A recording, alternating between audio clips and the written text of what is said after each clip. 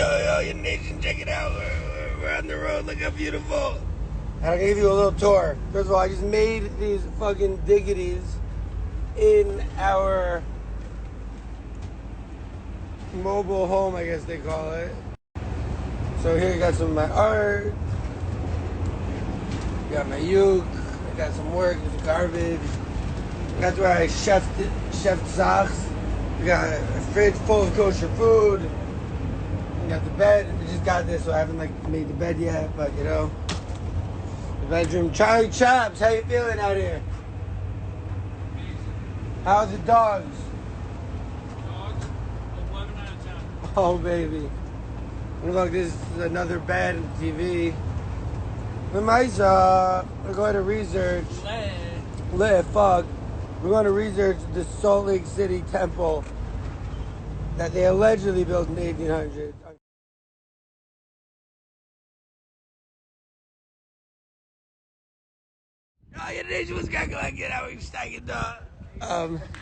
This is called the Tabernacle in Salt Lake City. There's temples, a lot of things under construction. Look at that temple, holy shit. And they want us to believe that this temple was built in 1840s, 1850s by the Mormons who came here, and it was only a few hundred, and they came here exiled from Illinois, and they were building these magnificent structures, right? And they transported all of this brick, and it doesn't really make sense that a people like that would be building that within 10 years of getting here, they would have built such a magnificent temple. We think that it's so we're researching the Utah reset.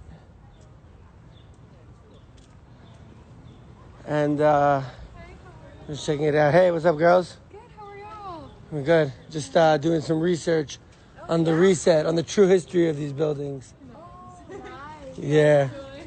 Thanks. All right, so those are Mormon chicks? Oh, apparently I heard about this. This is a Tartarian organ, they say. Look at this unbelievable... This unbelievable place. I think John Levy mentioned Tartarian organ. Now listen, John Levy happens to be from Utah, so maybe we can summon him to come visit us. Dude, I would do anything. John Levy's a real G. But it's off limits. Look at the beautiful building, nation. You know, because I'm not really supposed to be here. All right, check it out just from the top, just so I said I did it, you know. Because that way we did it.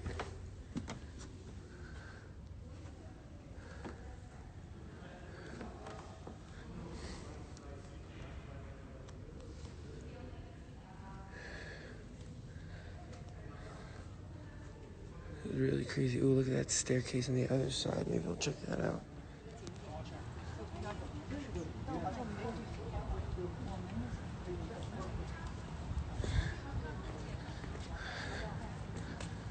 So they're doing the construction. And there's the ZEP. Salt Lake City, very beautiful. Oh, look at that. Look at that. Look at those crewmen.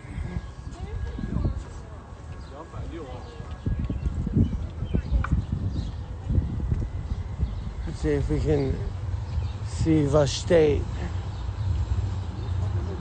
Siegel Monument. The Mormon pioneer. Going into the tabernacle.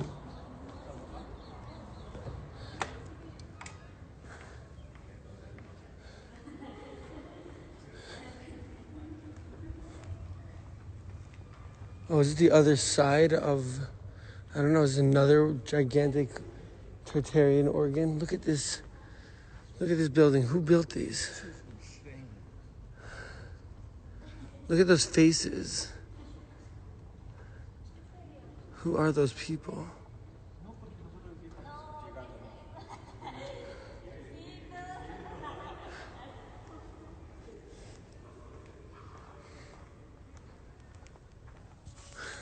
Look at the top.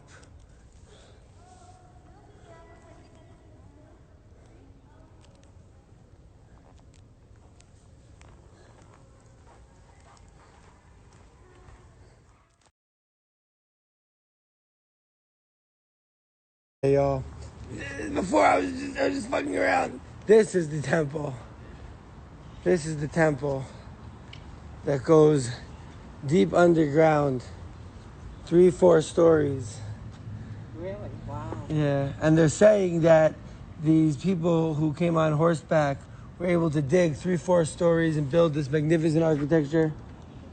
And we're not 100% sure that that's accurate.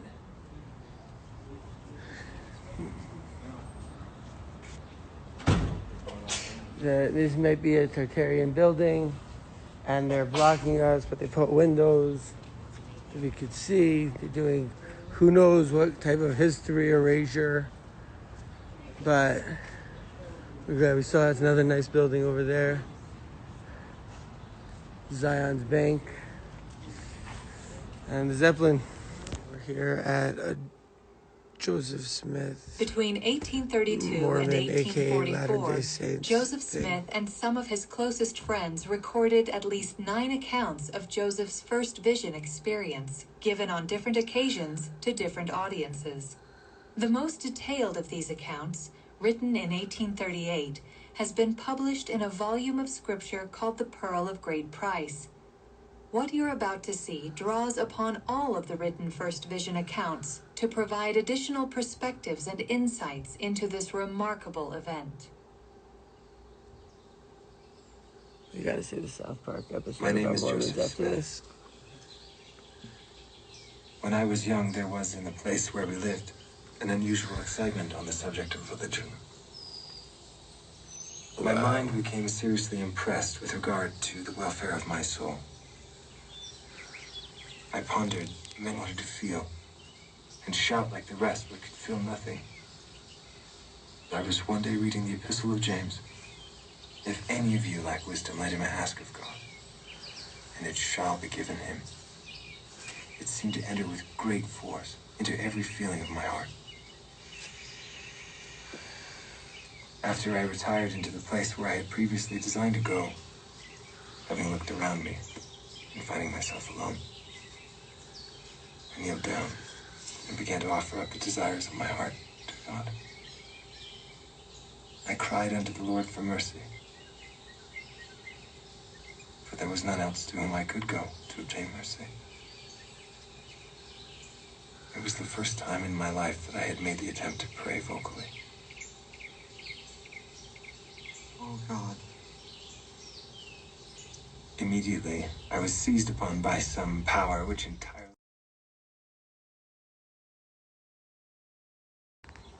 This building. So this happened. Where did this happen? In Illinois? This is in New York? In 1830? Something like that. He was born in 1840. Really?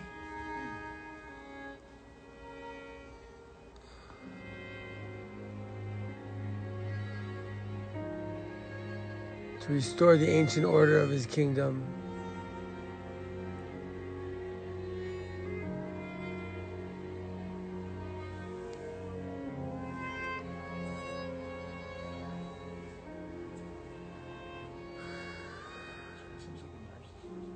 What? Joseph Smith? A little bit.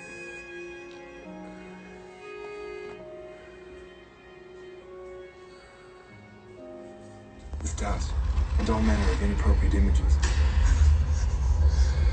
It seemed to me, for a time, as if I were doomed to sudden destruction. This is pretty sick. Exerting all my powers to call upon God to deliver me.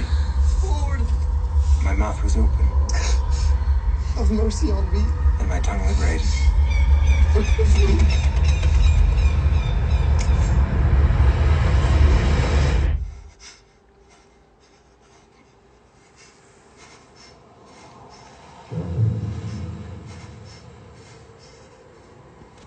Joseph.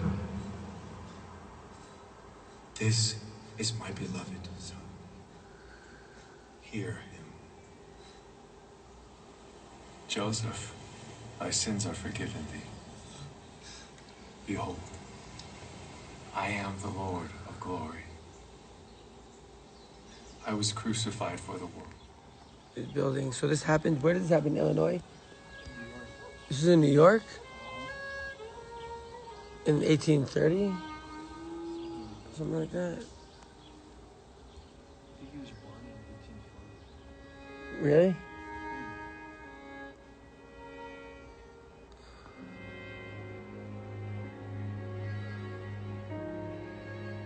To restore the ancient order of his kingdom.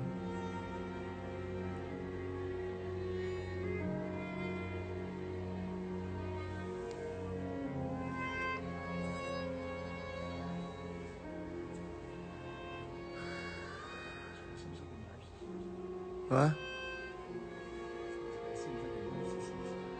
Joseph Smith? A little bit.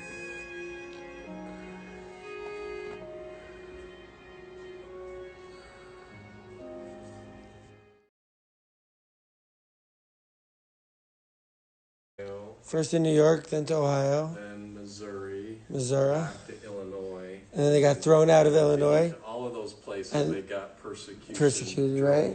And then so they came to Utah and At they... that time, Utah wasn't even in the country. They fled the country. This is part of Mexico, actually. So they fled the country and settled here. All because of persecutions. Everywhere they went, they were driven away. Right. So this is just a replica, but this is what... And so it says that the way that Joseph Smith was able to translate it was with the Urim V'Tumim, which we know was on the breastplate of the Kohen Gadol. So now how did the Urim V'Tumim get over here? That's a good question. Yeah. Question, how did the Urim V'Tumim make it into New York? Those ancient prophets, so Moroni and Mormon, and they had those with them. So they brought from the temple. They brought them anciently. They had them with them, and they brought them to New York. And they were buried with the plates. When he discovered them, he discovered the breastplate, the Urim and Thummim, and a few other artifacts, ancient sword. And where are they today? They're gone. They're taken back by the angel. I understand. All over the place. It goes over. You see the trains. Oh, look, it goes that way. Don't know what these trains are going, but they're surely up to no good. Freaking trains on the way to Hogwarts over here. It made no sense why they took trains to Hogwarts if they're fucking magicians, right?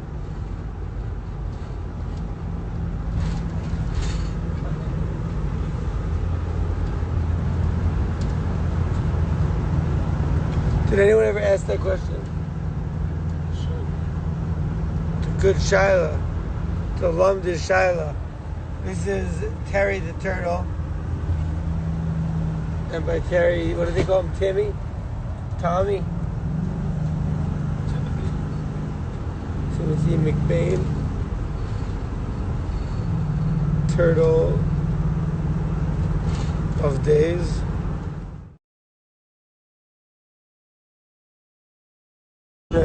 Bored yet? Seeing all these stones? Or is it riveting? Because what was here? This looks like, I mean, what? When all good questions and like yous, this place niche, I don't know. And we're just here to listen to the Mets games. And motherfuckers, Satanist pedophiles. Am I ever going to get down from this? Find out next time on Trick or Treat. Pashut Herenstein and Charlie Chaplin. Go in America. Hashtag fuck the Sheba. Hashtag the Uber now.